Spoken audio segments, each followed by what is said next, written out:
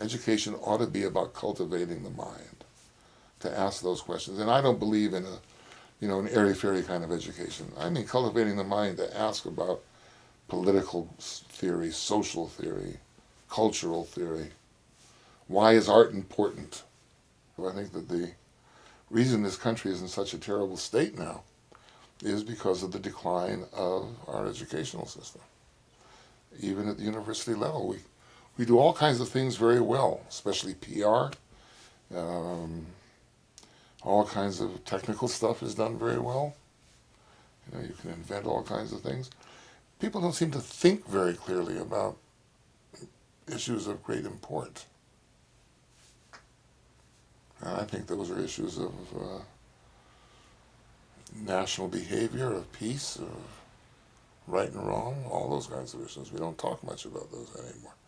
Education has become very instrumentalist. The idea of being very fundamentally critical of this system or this society is no longer part of our educational system.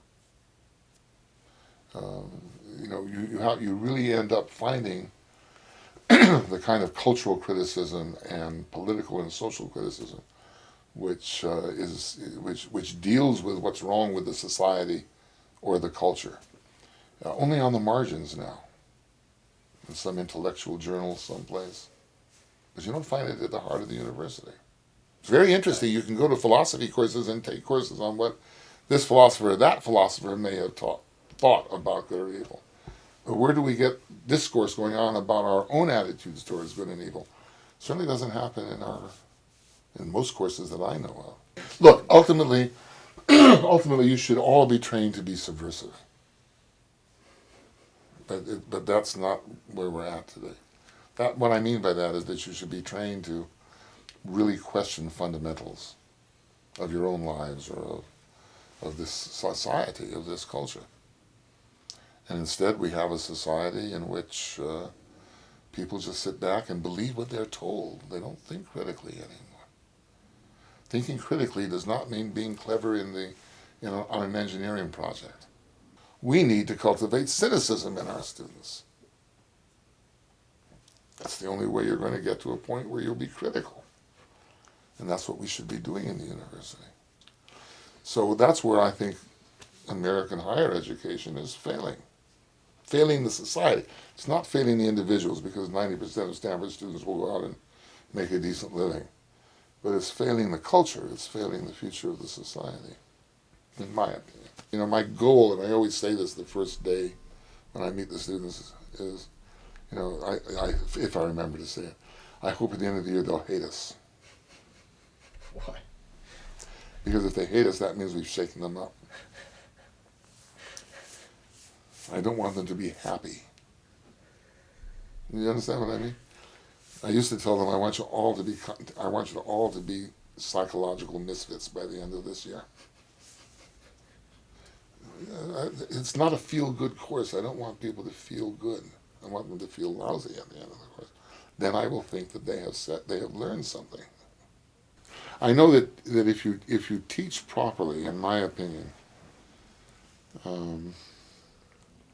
we have these psychological services here on campus. What's it called? CAPS. CAPS, whatever. I've never understood why we have them. And I think the reason we have that is because of a certain moral failure on the part of the faculty. And what I mean is this: it's okay for us to go around smashing the assumptions that kids come to university with. I got a very interesting email today, from a student whom I hardly remember, who had been in SLE 15 years ago. And he still hasn't graduated, and he has one last SLE paper to submit to graduate. And he asked if I would be willing now to accept the paper, which of course I am, because he's ready to write it now. And he's married and has some kids. And he said SLE smashed his face. He was a Catholic. He says one of the problems he had in Stanford was that SLE smashed his faith in God and the church and so forth and so on. And it took him many years to recover from that. And now he's back to it. And it's a more profound faith. He wanted to thank me for having forced him to go through that crisis. Because now he really knows what he believes. Very wonderful letter. And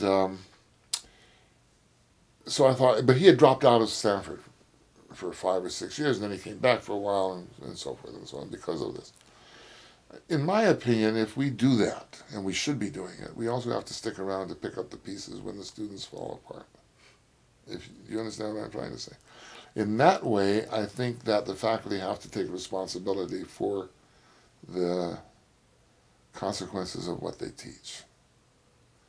You can't slough it off on camps. The teacher has to be prepared to help repair the damage that the teaching does. And good teaching damages. It damages the assumptions that are inherited from the past. I'm getting tired. Yeah. You're getting tired? Yes. You're getting tired? Yeah. You've been standing for 2 hours. I know. Man. Has it been 2 hours? It's been about an hour and a half. Let's stop. Okay. Yeah. Anything we should No. talk about first No. that you think of? Yeah, I think we covered a lot. We can definitely work. You're supposed to get 5 minutes out of all of this? 5 to 7.